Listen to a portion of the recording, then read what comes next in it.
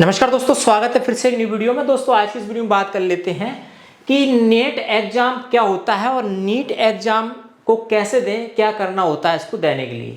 साथ में जानेंगे नेट करने के लिए योग्यता क्या चाहिए, एज लिमिट क्या होना चाहिए, नीट का एग्जाम पैटर्न क्या होता है, नीट करने में कितना खर्चा आता है, एग्जाम के साथ साथ इसके बाद पढ़ाई करने खर्च की भी बात करेंगे।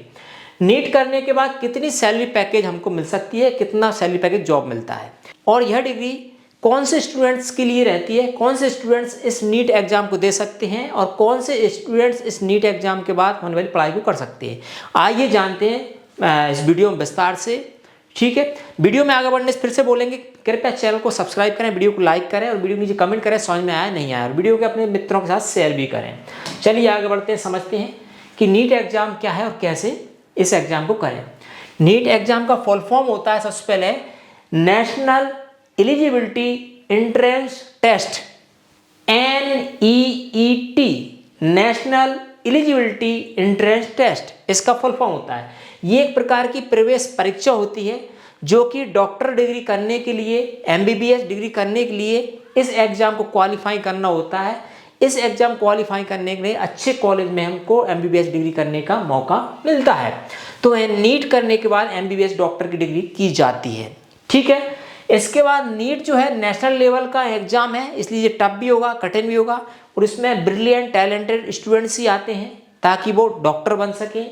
ठीक है, और इस एग्जाम को NTA national testing agencies conduct कराती है एवरी ईयर, हर साल भारत में एक टेस्ट होता है।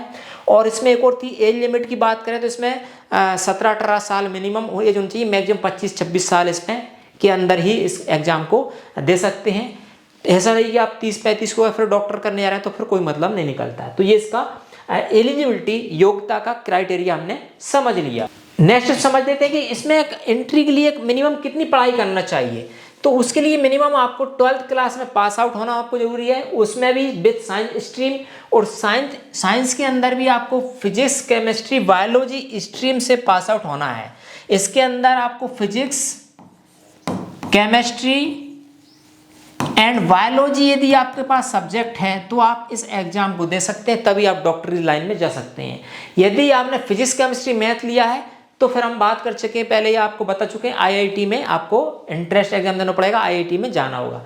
तो डॉक्टर बनना है तो नीट का एग्जाम देंगे, और इंजीनियर बनना है तो IIT का एग्जाम देंगे, IIT कॉलेज जाएंगे। ठीक, इसके बाद 12th pass with minimum 60% marks होना चाहिए। ये अलग अलग राज्य में अलग अलग हो सकते हैं, ये एक नेशनल लेवल का एग्जाम होता है तो अपने राज्य के अकॉर्डिंग परसेंटेज भी कम ज़्यादा हो सकते हैं, लेकिन मिनिमम 60% आपको फिजिक्स, केमिस्ट्री, बायोलॉजी के साथ यदि 12th किया है तो नीट का एग्जाम आप दे सकते हैं। तो ये इसकी हो गई मेन एंट्री या योग्यता। नेक्स्ट बात करते हैं इसका एग्जाम पैटर्न क्या होता है। तो एग्जाम पैटर्न की बात कर रहे हैं, चूंकि नेट दे रहे हैं, बायोलॉजी स्टूडेंट्स दे रहे हैं, तो उसके लिए फिजिक्स, केमिस्ट्री एंड बायोलॉजी से अलग अलग क्वेश्चन पूछ जाते हैं, जिससे फिजिक्स से लगभग 45, केमिस्ट्री से 45, और बायोलॉजी जो मेन स्ट्रीम रहती है, मेन ब्रांच रहती है, उससे 90 क्वेश्चन पूछ जाते हैं। प्रत्येक क्वेश्चन 4 मार्क्स का होता है, 4 मार्क्स का यानी कि 180 इसके मार्क्स आएंगे, 180 360 टोटल 720 होंगे।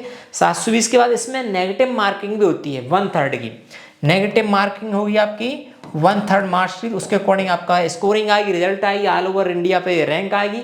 उस रैंक के बाद आपको एडमिशन्स मिल जाता है अच्छे से MBBS डॉक्टरी करने के लिए डिग्री कोर्स में। ठीक है, तो टोटल 180 क्वेश्चंस आते हैं, 720 मैक्सिमम मार्क्स होते हैं। ये हो गया इसका एग्जाम पैटर्न। जब आपका एडमिशन्स हो जाता है तो फिर इसकी फीस के बारे में भी हमको पता होना चाहिए। सबसे पहले एग्जाम फीस की बात करें, एग्जाम फीस तो ना के बराबर नॉर्मल है। General and OBC category SC के लिए वही 1000 से 1500 रुपये, वही जनरल OBC 1500, SC/ST 800, मतलब 1,500 से 2,000 रुपये इसमें अधिकतम फीस लगती है एग्जाम के लिए। मेन तो ये हो जाता है। इसके बाद जब एग्जाम क्वालिफाई कर लेते हैं तो आपको MBBS करने के लिए डिग्री करने के लिए कॉलेज में जो इंडियन गवर्नमेंट के नेशनल लेवल के जो डिग्री कॉलेज रहते हैं उनमें आपको एडमिशन मिल जाएगा। MBBS का कोर्स जो है 5 साल का होता है। इसके बाद आपको 1 से 1.5 साल की इसमें ट्रेनिंग रहती है, इंटर्नशिप जिसको बोला जाता है, वह कर लेते हैं, और इसको कंप्लीट करने में आपको 10 से 15 लाख रुपए का खर्चा आ जाता है MBBS की डिग्री मिनिमम। मैक्सिमम ये आपका 20 से 25 लाख हो सकता है। तो 10 से 15 लाख रुपए का इसमें खर्चा आ जाता है एक नीट एग्जाम के बाद डॉक्टरेट की डिग्री प्राप्त करने में। ठीक, जब हमारे पास ये डिग्री आती है आपके पास, स्टूडेंट्स के पास, तो आप बन जाते हैं डॉक्टर। अपने नाम के पहले आप लगा सकते हैं डॉक्टर फला फला फला। जब आप डॉक्टर बन गए तो सैलरी पे यहाँ पे क्वेश्चन मार्क लगा सकते हैं आप। क्वेश्चन मार्क, आपको पता है सैलरी इसमें फिक्स नहीं होती, अनलिमिटेड पैसा कमा सकते हैं, अनलिमिटेड सैलरी इसमें मिलती है। आप डॉक्टर्स डिग्री न जाने कितने हॉस्पिटल पे आप विजिट कर सकते हैं, विजिट चार्ज, पेशेंट देखने का अलग से आपका, हर कॉलेज से पैसों की बरसात होती रहती है। तो यदि अच्छे से हमने MBBS की डिग्री कर ली तो सैलरी की इसमें काउंटिंग नहीं कर सकते। जो आप पूरा डॉक्टरी डिग्री कम करने में लगाते हैं वह 1 साल में आपका पैसा बाहर आ जाता है, 1 साल की में निकाल सकते हैं। तो ये इतनी ताकत होती है नीट के बाद MBBS डिग्री करने वाले डॉक्टर्स के पास। ठीक है, तो ये हमने कंप्लीट विस्तार से इस वीडियो में आपको बताने का प्रयास किया कि नीट का एग्जाम क्या होता है, नीट का एग्जाम देने के लिए क्या क्वालिफिकेशन, एलिजिबिलिटी क्राइटेरिया, साथ में एग्जाम पैटर्न और कितना खर्चा, और इसके बाद सैलरी पैकेज। सैलरी पैकेज आपको खुद पता है डॉक्टर की कितनी अर्निंग होती है। रजिस्टर्ड MBBS जो एक नॉलेजेबल डॉक्टर रहता है, अच्छा खासा डॉक्टर रहता है वह। तो आई होप आपको यह बताई गई जानकारी अच्छी लगेगी। अच्छी लगे तो वीडियो को लाइक और मित्रों के साथ शेयर करें। इसी प्रकार इस चैनल पर आगे आने वाली वीडियोस को नोटिफिकेशन आप चाहते हैं तो सब्सक्राइब कर लें हमारे शिक्षा टेक सपोर्ट यूट्यूब चैनल को। मिलेंगे इस तरह की इन्फॉर्मेटिव एक और नॉलेजेबल वीडियो के साथ, तब तक के लिए नमस्कार दोस्तों।